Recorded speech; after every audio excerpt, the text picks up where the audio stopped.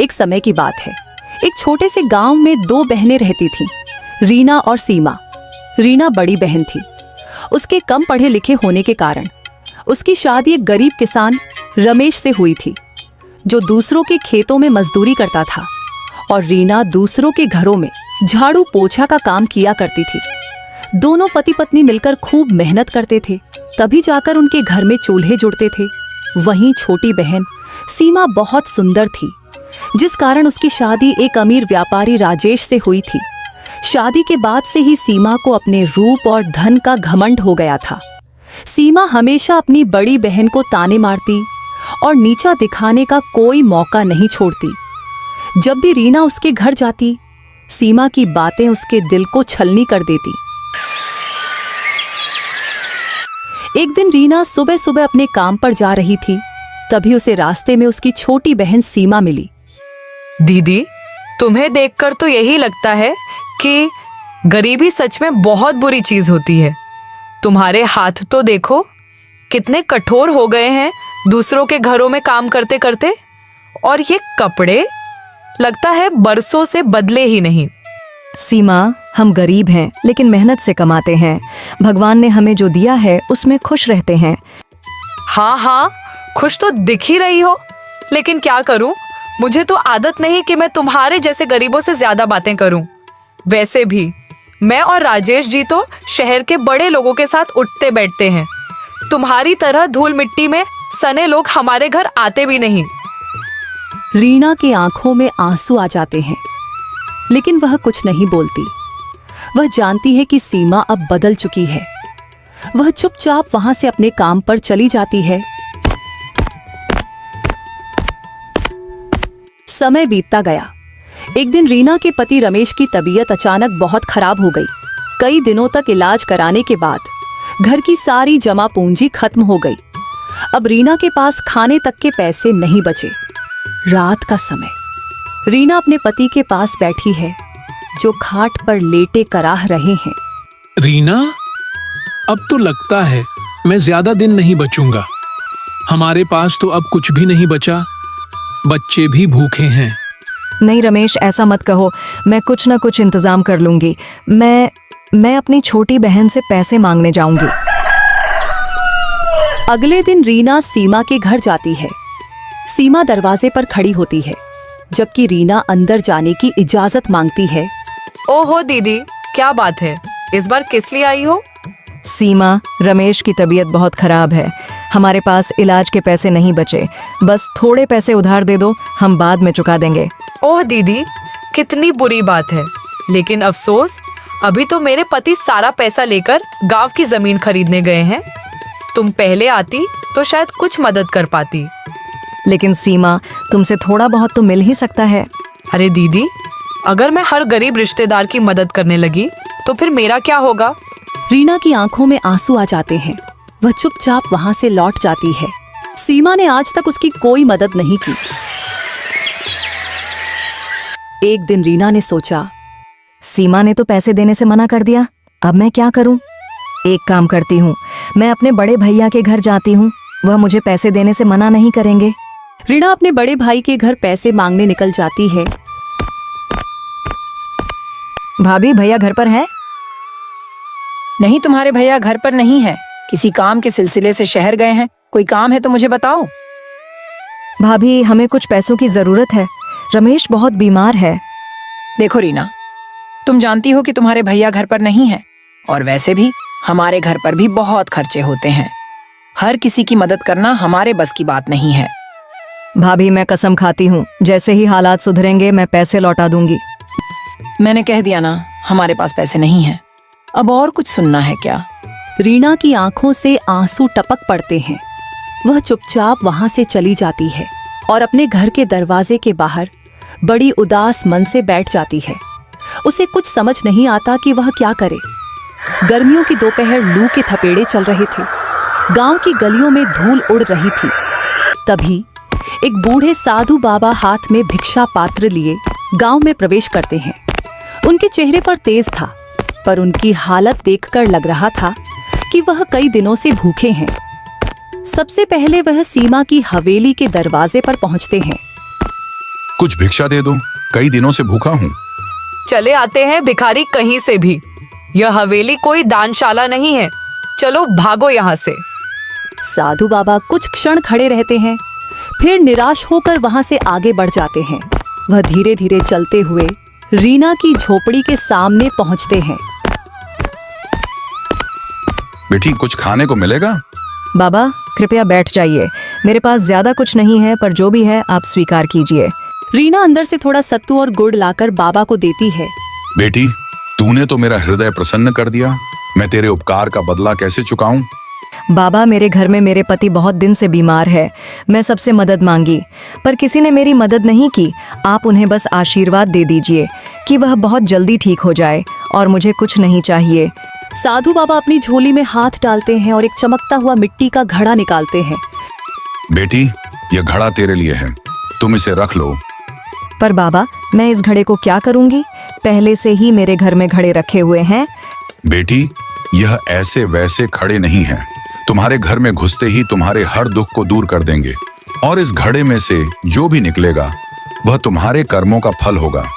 इतना कहकर वह साधु बाबा वहां से गायब हो जाते हैं और रीना खुशी खुशी घड़े को लेकर अपने कमरे में आ जाती है। कमरे में आते के साथ रमेश की तबीयत बिल्कुल पहले की तरह ठीक हो जाती है। अरे रीना, अभी मेरी तबीयत बिल्कुल ठीक लग रही है।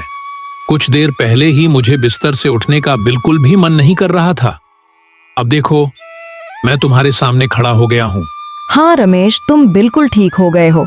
अभी एक साधु बाबा आए थे और कह रहे थे यह घड़ा तुम्हारे घर में घुसते के साथ तुम्हारे कष्ट दूर हो जाएंगे, और इसमें से जो कुछ भी निकलेगा वह तुम्हारे कर्मों का फल होगा। अरे रीना, वाकई में यह खड़े तो जादुई घड़े हैं। हाँ जी, सच में ये जादू घड़े हैं। अब चलो मिलकर इस घड़े को खोलते हैं, देखते हैं इस घड़े में क्या निकलता है। राधा धीरे धीरे घड़े का लाल कपड़े को हटाती है। अचानक उसमें से सोने के सिक्के झरने की तरह गिरने लगते हैं। दोनों अवाक रह जाते हैं। हे भगवान, ये तो किसी वरदान से कम नहीं। ए जी, वह बाबा भगवान के रूप में आए थे। यह देखिए, हमारे कर्मों का फल देकर गए हैं। अब यह सोने के सिक्के से हम कोई अच्छा काम करेंगे। लेकिन रीना बहुत समझदार थी। उसने तुरंत यह फैसला किया कि वह इस धन का उपयोग लापरवाही से नहीं करेगी, बल्कि एक अच्छा व्यापार शुरू करेगी ताकि यह हमेशा बना रहे। हाँ रीना, अभी गर्मी का मौसम है, तो इस मौसम में हम छाछ, नींबू पानी, शरबत बेचने का कारोबार करेंगे। इस मौसम में हमारा कारोबार अच्छा चलेगा। रीना ने कुछ सिक्के लिए और सबसे पहले गांव के एक व्यापारी से अच्छी गुणवत्ता का दूध और छाछ खरीदने के लिए गई। सेठ जी, मैं कुछ पैसे लगाकर अच्छी छाछ और दूध बेचना चाहती हूँ, क्या आप मेरी मदद करेंगे? सेठ ने सीमा का मेहनत और ईमानदारी देखकर कहा, बिल्कुल बहन, अगर तुम ईमानदारी से काम करोगी तो मैं तुम्हें अच्छी कीमत पर दूध दूंगा। अब रीना ने अपनी छोटी सी दुकान शुरू की। पहले ही दिन उसकी छाछ और लस्सी की बिक्री इतनी ज्यादा हुई कि वह खुद भी हैरान रह गई।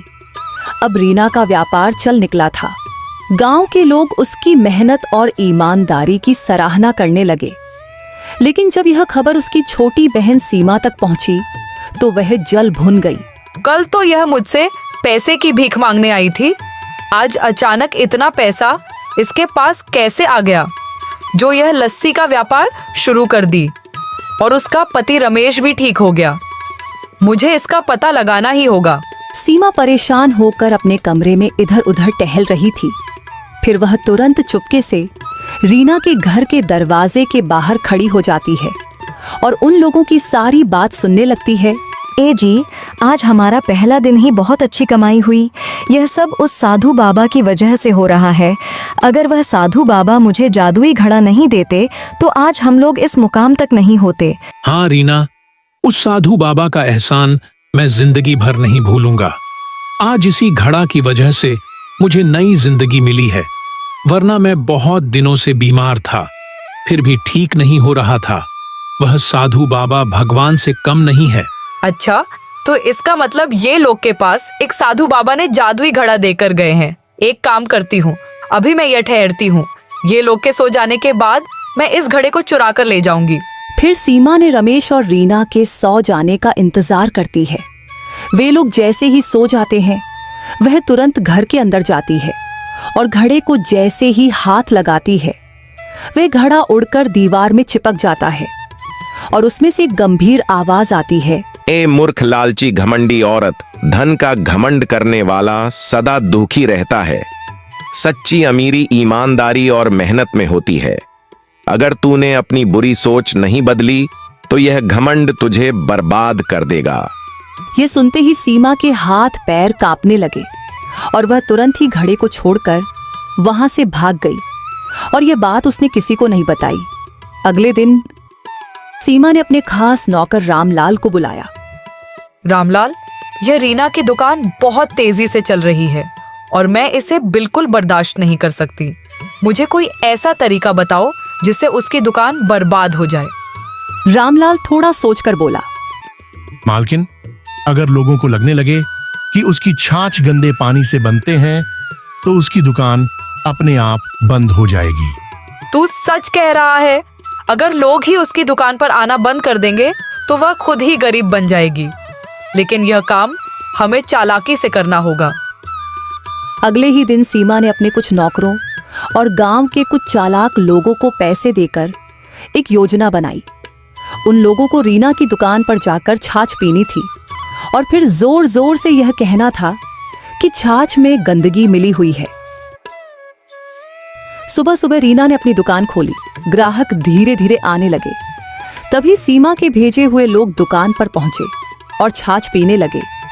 अरे यह क्या, इस छाछ में तो कुछ अजीब सा स्वाद आ रहा है। हाँ, लगता है कि इसमें कोई खराबी है। रीना, तुम कैसी छाछ बेच रही हो?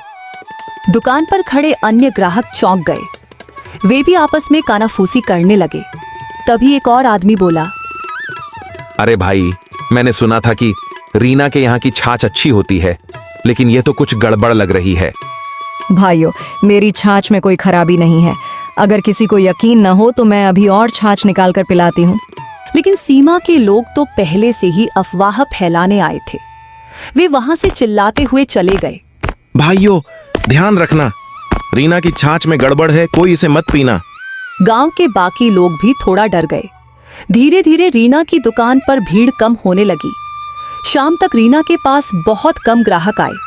वह समझ गई कि कोई जानबूझकर अफवाह फैला रहा है, लेकिन वह चुपचाप बैठने वालों में से नहीं थी। उसने एक योजना बनाई। अगले दिन वह खुद ही गांव के लोगों के घर घर जाकर अपनी छाछ देने लगी।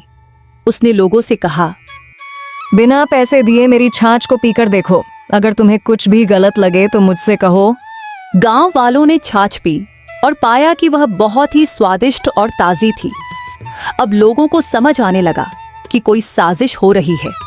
इसी बीच गांव के कुछ लोगों ने देखा कि वही लोग जो कल रीना की छाछ को खराब बता रहे थे, सीमा के घर से पैसे लेकर निकल रहे थे। बात फैलते देर नहीं लगी। एक बुजुर्ग गांव वाले ने रीना से कहा, बिटिया, हमें माफ कर दो। हमने बिना सोचे समझे अफवाहों पर भरोसा कर लिया, लेकिन अब हम समझ गए हैं कि यह सब तुम्हें बर्बाद करने के लिए किया गया था। अब गांव के लोग फिर से रीना की दुकान पर आने लगे। उसकी मेहनत और ईमानदारी ने सबका विश्वास फिर से जीत लिया। जब सीमा को पता चला तो वह और भी गुस्से से भर गई। रीना की मेहनत और ईमानदारी ने गांव वालों का विश्वास फिर से जीत लिया था। उसकी दुकान पहले की तरह ही चलने लगी थी। लेकिन यह सब देखकर सीमा का खून खौल रहा था। इस औरत ने फिर से सबका भरोसा जीत लिया, लेकिन इस बार मैं ऐसा काम करूंगी कि यह दोबारा उठ ही न सके। उसने अपने नौकर रामलाल को बुलाया और उसके कान में कुछ फुसफुसाया। लेकिन मालकिन, यह तो बहुत खतरनाक होगा। बस वही तो चाहिए। इस बार रीना का नाम और काम दोनों खत्म हो जाएगा। इस बार हमें ऐसी चाल चलनी होगी कि रीना कभी दोबारा व्यापार न कर पाए। मालकिन, पिछले बार भी पकड़े पकड़े बचे थे। अगर इस बार भी कोई हमें देख ले तो? चुप, इस बार हमें कोई नहीं पकड़ेगा। सुनो, तुम दोनों आज रात रीना की दुकान में आग लगा दोगे। जब दुकान जलकर राख हो जाएगी तो उसका सारा धंधा खत्म हो जाएगा। लेकिन मालकिन, अगर हमें कोई देख ले? अरे मूर्ख, हम इसे ऐसे अंजाम देंगे कि किसी को शक भी ना हो। तुम दोनों चेहरों को कपड़े से ढककर जाना और आग लगाने के बाद तुरंत भाग आना। कोई सबूत मत छोड़ना। आधी रात का समय था। पूरा गांव सो रहा था। रामलाल और गोपी अपने चेहरों पर काले कपड़े बांधकर चुपके से रीना की दुकान के पास पहुंचे। गोपी ने दुकान के चारों ओर मिट्टी के तेल छिड़का और फिर रामलाल ने माचिस जलाई। जैसे ही आग लगी, दुकान धू धू कर जलने लगी। आग की लपटें तेज हो गई। आग की रोशनी देखकर कुछ गांव वाले जाग गए और शोर मचाने लगे। अरे रीना की दुकान जल रही है, जल्दी आओ। गांव वाले दौड़कर आए, लेकिन तब तक बहुत देर हो चुकी थी। रामलाल और गोपी अंधेरे का फायदा उठाकर भाग निकले। सुबह जब रीना दुकान आई तो उसे राख का ढेर देखकर गहरा आघात पहुंचा। हे भगवान, मेरी मेहनत की कमाई सब जलकर खत्म हो गया। उधर गांव का मुखिया भी वहां पहुंच गया। यह बहुत बड़ा अपराध है। हमें तुरंत पता लगाना होगा कि यह किसकी करतूत है। रीना ने रोना बंद किया और अपने दिमाग से सोचना शुरू किया। उसे यकीन था कि यह कोई दुर्घटना नहीं थी, बल्कि किसी ने जानबूझकर किया है। उसने सबूत ढूंढने की कोशिश की, इधर उधर झांका पर उसे कुछ नहीं मिला। उदास होकर घर जाने लगी। तभी उसने देखा कि झाड़ियां में एक गमछा और तेल का डब्बा पड़ा है। रीना ने उसे उठाकर मुखिया जी के पास ले गई। गांव में हाहाकार मच गया कि सबूत पकड़ा गया है, किसी की गमछा मिला है। अरे सबूत मुखिया जी के हाथ मिल गया है, अब वह जल्दी ही पकड़ा जाएगा। कि रीना का दुकान में आग किसने लगाया? हाँ, मुझे तो लगता है कि वह तौलिया सीमा के नौकर का है। मैं कल उसे ऐसा ही तौलिया लेते हुए देखा था। मुखिया ने सभी नौजवानों को गांव के चौपाल पर बुलाया और कहा, क्या कोई पहचान सकता है कि यह तौलिया किसका है? गांव वाले तौलिए को ध्यान से देखने लगे। अरे, ऐसा ही तौलिया तो मैंने सीमा के घर पर देखा था। गांव वाले एक दूसरे की ओर देखने लगे। सीमा अब तक शांत खड़ी थी, अचानक घबराने लगी। नहीं, यह मेरा तौलिया नहीं है। मुखिया ने अब मिट्टी का तेल का डब्बा उठाया। उस पर हल्के अक्षरों में सीमा स्टोर्स लिखा था। यह वही दुकान थी जहां से सीमा अपने नौकरों के लिए राशन मंगवाती थी। सीमा, मिट्टी का तेल का डब्बा तो तुम्हारी दुकान का है। यह यहाँ कैसे आया? मैं क्या जानूं? कोई भी मेरे स्टोर से सामान खरीद सकता है। इधर सीमा का पति का व्यापार ठप हो गया था। वो बहुत निराश होकर घर लौट रहा था। वह यह सब चीज से बिल्कुल ही अनजान था कि सीमा क्या कर रही है। वह आते वक्त देखा कि चौपाल पर भीड़ लगी है। वहां पर वह पहुंचा तभी सभी लोग उसकी तरफ देखते रह गए, क्योंकि वह वही गमछा लिए खड़ा था जो मुखिया जी के पास सबूत में मिला था। अब बोलो सीमा, अभी भी तुम कुछ बोल सकती हो। तुम्हारा सबूत तुम्हारे सामने आकर खड़ा हो गया। सीमा ने इधर उधर देखा, लेकिन कोई रास्ता नहीं बचा था। गांव वाले भी अब उसे घूर रहे थे। वह घबराहट में बड़बड़ाने लगी। मुझे माफ कर दीजिए मुखिया जी, मैं ही यह सब करवाया था, क्योंकि मैं नहीं चाहती थी कि रीना मुझसे ज्यादा अमीर बन सके। सीमा, तुम्हारी जलन और घमंड ने तुम्हें अपराधी बना दिया। तुम्हारी सजा यही है कि तुम्हें गांव छोड़कर जाना होगा और तुम्हारी संपत्ति से रीना की दुकान फिर से बनाई जाएगी। मुखिया जी, मैं अपनी बहन को सजा नहीं देना चाहती। उसने जो किया वह उसके अपने कर्मों का फल है। मैं बस यही चाहती हूँ कि अब वह सुधर जाए। ठीक है, तुम्हारी जैसी मर्जी रीना। सीमा की आंखों में आंसू आ गए। उसे अपनी गलती का एहसास हो चुका था। दीदी, मुझे माफ कर दो। मैंने जलन में अंधी होकर तुम्हारे साथ बहुत बुरा किया। अब मैं कुछ भी करने को तैयार हूँ, बस मुझे अपनी बहन बना रहने दो।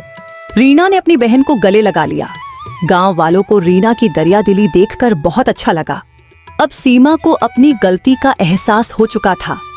रीना ने उसे अपने कारोबार में काम करने का मौका दिया। अगर तुम मेहनत से काम करोगी और ईमानदारी से चलोगी तो तुम्हें भी सफलता मिलेगी, लेकिन अगर फिर से कोई चालाकी की तो मैं तुम्हें कभी माफ नहीं करूंगी। सीमा ने शर्मिंदगी से सर हिला दिया और फिर दोनों बहनें खुशी खुशी अपने कारोबार में लग गई। ये कहानी हमें सिखाती है कि मेहनत और ईमानदारी ही असली सफलता की कुंजी होती है। जलन और धोखा हमेशा बुरे परिणाम लाता है,